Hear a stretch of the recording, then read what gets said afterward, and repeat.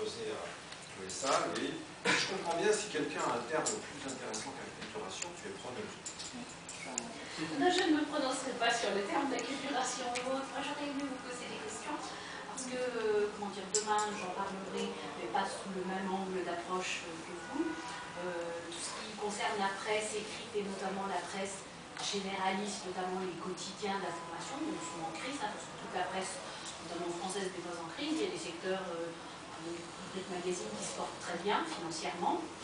Et donc, quand vous me dites, j'ai fait 24 entretiens au niveau des blogueurs du monde, je trouve ça tout à fait intéressant, parce que pour ma part, par exemple, j'ai observé sur Le Monde qu'il y a un blogueur, comme par exemple Pierre Assouline, ou qu'on retrouve sur Le Monde 2, vous voyez, qui s'est forgé déjà une certaine légitimité en tant que journaliste, pas d'ailleurs sur Le Monde, mais bien auparavant. Donc c'est quelqu'un qui est connu dans le monde des lettres, dans la presse et autres. Donc, pour moi, Pierre Assouline et Le Monde, c'est un échange, c'est-à-dire chacun bénéficie en quelque sorte de la bonne réputation, et ça se renvoie. Donc, pour moi, c'est un type de blogueur particulier.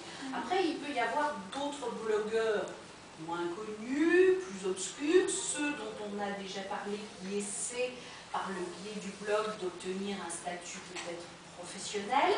Alors peut-être avez-vous dans ces 24 déjà peut-être fait une sorte de grossière typologie? En fait, je trouve que c'est assez difficile de les catégoriser, mais effectivement, on peut identifier un certain nombre de blogueurs qui sont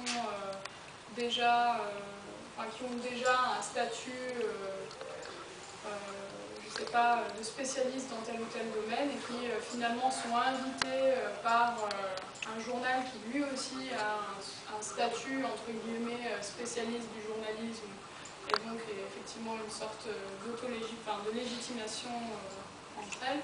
Mais il y a aussi il y a les blogueurs qui dans les entretiens vont avouer qu'ils ont ouvert un blog sur Le Monde parce que cela implique qu'un certain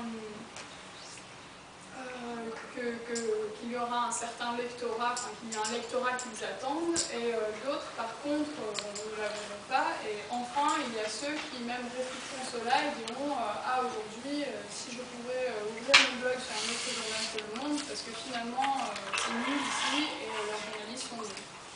Donc effectivement c'est très divers, et après ça se croise vraiment beaucoup dans la différence. Pierre Magarin. Alors, une suggestion et une question. La suggestion, est-ce qu'au lieu d'acculturation, ce ne serait pas apprentissage? Et la question, il me semble que votre thèse a deux aspects. L'un porte sur le blog lui-même, l'autre porte sur l'entreprise Le Monde.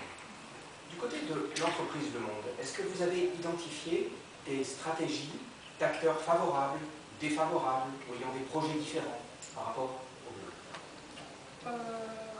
Au sein de la même entreprise de presse, au sein de la même filiale, je dirais. Non, parce qu'en fait, justement, il y a ces différentes échelles. En fait, il y a, au sein de l'entreprise de presse, déjà, il y a des divergences entre la filiale et la maison mère, si je peux me permettre de l'appeler comme ça.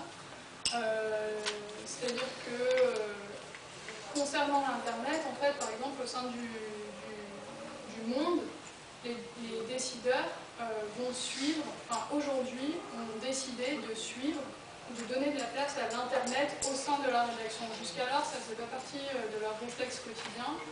Depuis un an, ils ont matérialisé cette décision par le biais de l'ouverture d'un dénommé desk numérique au sein de la rédaction, qui permet la communication entre le monde.fr et Le Monde, ce qui n'existait pas auparavant. Mais lorsqu'on interroge le directeur adjoint du Monde ou le rédacteur en chef, ces derniers ne précisent pas vraiment les raisons pour lesquelles aujourd'hui il faut donner de la place à l'Internet. Ils disent simplement aujourd'hui l'Internet est essentiel pour nous, nous ne connaissons pas son avenir, nous ne connaissons pas notre avenir avec lui, et nous allons nous laisser porter par l'Internet. Donc ça c'est au sein du Monde. Au sein du Monde interactif, c'est un petit peu plus précis comme débat, puisque finalement ils travaillent sur l'Internet depuis plus longtemps, mais il existe quand même des divergences aussi au sein de la filiale. Et je vais essayer de comprendre d'où venaient ces divergences, mais finalement, il y a des personnes qui, lorsqu'elles sont entrées au monde interactif, avaient un statut plus ou moins important à l'époque, parce qu'il n'y avait pas vraiment encore de catégorisation professionnelle. Aujourd'hui, elles ont été catégorisées, par exemple, webmaster, journaliste, mais au sein de la rédaction, ils ont beaucoup plus de légitimité parce qu'ils y sont depuis beaucoup plus longtemps, et peut-être que même ils étaient là à l'époque de la télématique. Mais ces personnes-là, aujourd'hui, se heurtent justement aux décisions qui sont prises par la direction et qui parfois vont trop vite pour eux aussi. Ou en tout cas, c'est ce qu'ils disent. C'est comme ça qu'ils le forment. La notion de quotidien de référent, bien précisé que tu ne pouvais pas définir de manière normative cette notion-là, mais du point de vue des blogueurs, des personnes qui interviennent, qui alimentent en contenu les blogs du monde.fr, comment cette notion justement est-elle utilisée, ou pas d'ailleurs, et dans quelle mesure elle fait sens du point de vue des personnes qui vont décider d'ouvrir un blog sur le monde.fr plutôt que sur Figaro, plutôt que sur l'Humanité, plutôt que sur d'autres sites de presse, ou un blog qui sera en nom propre.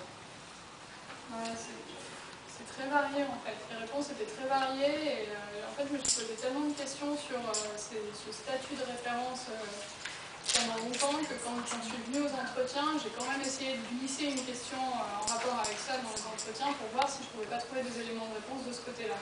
En fait finalement les réponses sont très diverses et je ne sais pas, souvent il est considéré en tout cas que, et je crois que c'est vrai, le monde.fr est le premier site d'information généraliste en France. C'est-à-dire que c'est celui qui se battent avec le Figaro. Donc le Monde est le premier, mais le Figaro annonce, et il y a des effets d'annonce où le Monde et le Figaro annoncent conjointement qu'ils sont tous les deux premiers. Mais en fait, c'est le Monde. Après les études. Donc voilà, et puis comme je disais, en fait, il y a tellement de blogueurs qui ne vont pas du tout l'avouer et qui ne vont pas du tout en parler, ou même quand je leur demande quelle presse, ou est-ce qu'ils lisent la presse quotidienne en papier ou sur Internet, peut-être que certains, en fait, ne parlent même pas du Monde. Donc, je sais pas, je trouve ça assez difficile de tirer des conclusions là-dessus. Oui. J'ai des questions à vous poser. Premièrement, c'est la question de la responsabilité de contenu. Vous avez mentionné que le site mon.fr n'a aucune responsabilité sur le contenu des blogs. Donc, tant que je connais, c'est une directive européenne du commerce électronique, mais ça veut dire qu'il s'agit de tout contenu sur l'Internet. Il y a sur l'Internet 3 catégories d'acteurs. C'est l'éditeur qui a la pleine responsabilité du contenu, puis c'est le transporteur qui n'a aucune responsabilité du contenu des autres, et à la fin c'est l'hébergeur qui a une responsabilité quand même limitée, mais quand même il y a une responsabilité. Donc je pense que si vous devez investiguer si mon.fr a une certaine responsabilité des blogs. Et la deuxième question, c'est que j'ai lu que maintenant il y a une mutation en ce qui concerne la technologie des blogs. C'est-à-dire qu'il y a plusieurs usagers qui emploient le service de microblogging.